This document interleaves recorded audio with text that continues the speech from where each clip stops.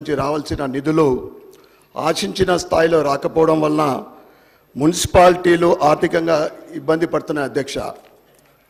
నెల నెల మున్సిపాలిటీలకు నిధులు ఇవ్వడంలో రేవంత్ రెడ్డి సర్కార్ విఫలమవుతుంది అధ్యక్ష. కేంద్రం నిధులు ఇస్తున్న రాష్ట్ర సర్కారే నిధులు విడుదల చేయకుండా నిర్లక్ష్యంగా వ్యవహరిస్తుంది అధ్యక్ష. హైదరాబాద్ అభివృద్ధి అనేది మేము కూడా స్వాగతిస్తూ ఉన్నాం. కానీ పట్టణాల అభివృద్ధికి కాంగ్రెస్ సర్కార్ ప్రత్యేకంగా ఎలాంటి పథకాన్ని అమలు చేస్తుందో, అందుకు ఈ బడ్జెట్లో ఎన్ని నిధులు కేటాయించిందో స్పష్టత ఇవ్వాలని కోరుతున్నాం అధ్యక్ష. కేంద్రం అమలు చేస్తున్న అమృత్ స్మార్ట్ సిటీ స్కీమ్లు కాకుండా రాష్ట్రం ప్రత్యేకంగా అమలు చేస్తున్న పథకాలు ఏంటో, స్కీమ్ అంటూ ఒకటి ఉంటే కదా అని చెప్పడానికి ఏదో కూడా ఒక స్కీమ్ కూడా లేదు అధ్యక్ష. పట్టణాల విషయంలో రాష్ట్ర వ్యాప్తంగా మున్సిపాలిటీలు, కార్పొరేషన్లలో పారిశుద్ధ్య సమస్యలు ఎక్కువగా ఉన్నాయి అధ్యక్ష. చాలా చోట్ల పారిశుద్ధ్య నిర్వహణ సమస్యలు ఉన్నాయి అధ్యక్ష. ఇందుకు ప్రధాన కారణం మున్సిపాలిటీలలో తగిన సంఖ్యలో పారిశుద్ధ్య కార్మికులు లేకపోవడమే. దాంతోపాటు పారిశుద్ధ్య కార్మికుల ఉద్యోగానికి భద్రత కల్పించాలని, వారికి ఆరోగ్య బీమా కల్పించాలనే డిమాండ్ చాలా రోజుల నుంచి ఉంది అధ్యక్ష. వీటిని ప్రభుత్వం పరిష్కరించే స్థాయిలో బడ్జెట్లో నిధులు సమకూర్చలేదు అధ్యక్ష. చాలా మున్సిపాలిటీలో ప్రధాన రోడ్లను మినహాయిస్తే కాలనీ రోడ్లు, డ్రైనేజీలు, స్టామ్ వాటరు, విద్యుత్ దీపాల సమస్యలు ఉన్నాయి అధ్యక్ష. పాడైపోయిన వీధులను వెంటనే ఎక్కడ కూడా పరిష్కరించడం లేదు అధ్యక్ష, మరమ్మతులు చేయించడం లేదు అధ్యక్ష. మున్సిపాలిటీలు, చాలా మున్సిపాలిటీలో కొన్ని చోట్ల తగిన రీతిలో సీసీ కెమెరాలు కూడా లేవు అధ్యక్ష. రాష్ట్ర వ్యాప్తంగా పలు మున్సిపాలిటీలు ఈ వేసవి కాలంలో తాగునీటి సమస్యను ఎదుర్కొన్నాయి అధ్యక్ష. మిషన్ భగీరథ నీటి వలన చాలా చోట్ల ఉన్న నీటి సమస్యలను పరిష్కరించలేకపోవడం వల్ల తాగునీటి సమస్యలను ప్రజలు ఎదుర్కోవాల్సి వచ్చింది అధ్యక్ష. హైదరాబాద్తో సహా రాష్ట్ర వ్యాప్తంగా పలు కార్పొరేషన్లు, మున్సిపాలిటీల్లో ఇంతకుముందు వివేకానంద గారు చెప్పినట్లు వీధి కుక్కల సమస్య చాలా తీవ్రంగా ఉంది సమస్య. హైకోర్టులో కేసులు దాఖలవుతున్నా చాలా చోట్ల పసిపిల్లలు కుక్కల దాడిలో ప్రాణాలు కోల్పోతున్న సమస్య మాత్రం పరిష్కారం కావడం లేదు అధ్యక్ష.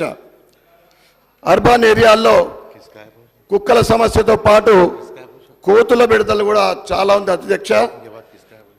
కోతుల సమస్యను పరిష్కరించేందుకు అసెంబ్లీని ప్రత్యేకంగా సమావేశపరిచేందుగా నేను కోరుతా ఉన్నాను అధ్యక్ష.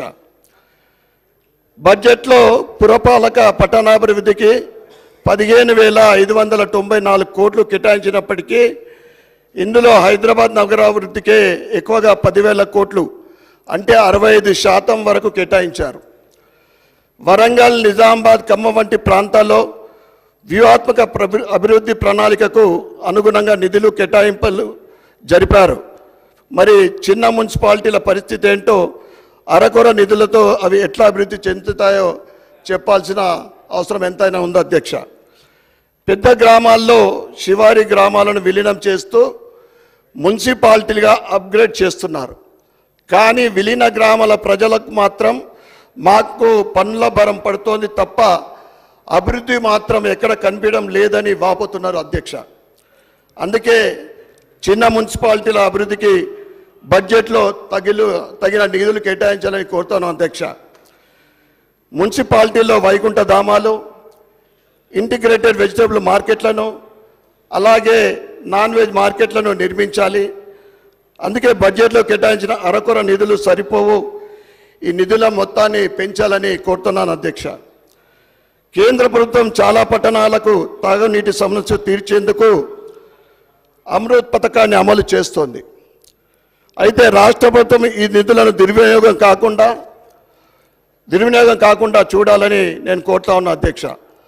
అలాగే కేంద్రం స్మార్ట్ సిటీలకు ఇస్తున్న నిధులను కూడా సద్వినియోగం చేసుకోనాలే తప్ప సొమ్ము కేంద్రానిది, సోకు రాష్ట్రానిది అన్న చందంగా వివరించకూడదని నేను కోరుతాను అధ్యక్ష. హైదరాబాద్ చుట్టూ రీజనల్ రింగ్ రోడ్ RRR నిర్మాణానికి 26,000 కోట్లు కేటాయించిన కేంద్రం లిబరల్ తెలంగాణ గేమ్ చేంజర్గా మారుతుంది అధ్యక్ష.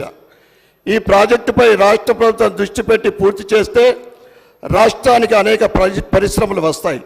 అప్పుడు రాష్ట్ర ప్రభుత్వానికి రెవెన్యూ కూడా పెరుగుతుంది.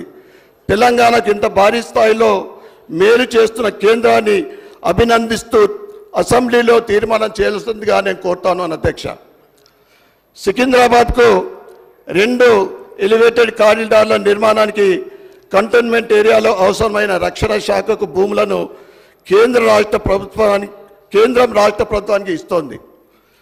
సికింద్రాబాద్ జూబ్లీ బస్ స్టేషన్ నుంచి షామీర్పేట వరకు ఒక ఎలివేటెడ్ కారిడార్, ప్యారడైజ్ నుంచి డైరీ ఫామ్ వరకు మరో కారిడార్ నిర్మాణానికి కేంద్రం డిఫెన్స్ భూములను ఇస్తోంది అధ్యక్ష. ఇక అధ్యక్ష, నా నియోజకవర్గంలో అనేక సమస్యలు ఉన్నాయి అధ్యక్ష. దాంట్లో కొన్ని ప్రభుత్వ దృష్టికి తీసుకురస్తా ఉన్నాను అధ్యక్ష. నేను ఎమ్మెల్యేగా గెలిచినప్పటి నుంచి నా నియోజకవర్గంలో ₹1 నిధులు కూడా ప్రభుత్వం విడుదల చేయలేదు అధ్యక్ష. 5-6 నెలల నుండి 10 కోట్ల SDF ఫండ్ అది చక్కర్లు కొడుతున్నారు తప్ప దాని నిధులు ఇప్పటిదాకా విడుదల కాలేదు. ప్రజలు ఎన్నుకున్నబడ్డ ఎమ్మెల్యేకు అడతారు కానీ ఓడిపోయిన ఎమ్మెల్యేకి అడగరు అధ్యక్ష. రోడ్ల గురించి కానీ, డ్రైనేజ్ విషయంలో కానీ, దేని విషయంలో అయినా కానీ. కనుక దయచేసి నేను మా ఇన్ఛార్జ్ మినిస్టర్ గారైన జూపల్లి గారికి నేను ఆ 10 కోట్ల విషయము అంటే 6.5 3.5 కోట్ల ఎడ్యుకేషను, వాటర్ వర్క్స్ మెయింటెనెన్స్ పోగా 6.5 కోట్ల నిధులు పట్టణ అభివృద్ధికి మీరు ఖర్చు పెట్టాల్సిందిగా నేను వారికి రిక్వెస్ట్ లెటర్ ఇచ్చిన. నా స్వంతానికి ఇవ్వలేదయ్యా, నేను తప్ప పట్టణ అభివృద్ధి కోసమే మంత్రి గారికి నేను ఇవ్వడం జరిగింది. కనుక దయచేసి నేను ఏదైతే మంత్రి గారికి వివరణ డీటెయిల్స్ ఇచ్చినో దాని గురించి SDF ఫండ్ ఖర్చు పెట్టాల్సిందిగా నేను కోరుతా ఉన్నాను అధ్యక్ష. ఇక రోడ్ల విషయానికి మా నిజామాబాద్ అర్బన్ నియోజకవర్గం వస్తే గత 8 నెలల నుంచి ఏం జరిగిందంటే ప్రభుత్వం మారిన తర్వాత స్పెషల్ ఫండ్ ఆగిపోయింది, టఫ్ ఐడీస్ ఫండ్ ఆగిపోయింది. ఇప్పటి వరకు 8 నెలల్లో 100 మీటర్ల కొత్త రోడ్డు కూడా పడలేదు అధ్యక్ష. నిజామాబాద్ మున్సిపాలిటీ విషయం పరిస్థితి ఇది. ఇక డ్రైనేజ్ వ్యవస్థ కానీ, రోడ్ల విషయం కానీ, స్టామ్ వాటర్ కానీ, పార్కింగ్లు కానీ వ్యవస్థలు సరిగా లేక ప్రజలందరూ నానా ఇబ్బందులు పడుతూ కాలు బయట పెట్టలేని పరిస్థితి వర్షాకాలంలో అధ్యక్ష. కొన్ని నియోజకవర్గాలు కేటాయించిన నిధుల్లో కేవలము 10% ఇచ్చిన మా ఇందూరు నగరం బ్రహ్మాండంగా అభివృద్ధి చెందుతుంది అధ్యక్ష. ఏదైతే ముఖ్యమంత్రి గారి కొడంగల్కి ఇచ్చిన నిధులు మాకు 10% ఇస్తే కూడా చాలా అధ్యక్ష. నిజామాబాద్ బ్రహ్మాండంగా అభివృద్ధి చెందుతుంది అధ్యక్ష. ఇక అదేవిధంగా గత ప్రభుత్వం డబుల్ బెడ్రూమ్ ఇదంతా కూడా ముఖ్యమంత్రి గారు వర్ణించి చెప్పిన డబుల్ బెడ్రూమ్లు 400 డబుల్ బెడ్రూమ్లు రెడీ అయిపోయి అంటే మొత్తం పూర్తయిన 3 సంవత్సరాలంత అధ్యక్ష. ఇప్పుడు అవి శిథిలావస్థకు చేరుతూ ఉన్నాయి. అదేవిధంగా 295 డబుల్ బెడ్రూమ్లో 80% వరకు పూర్తయింది.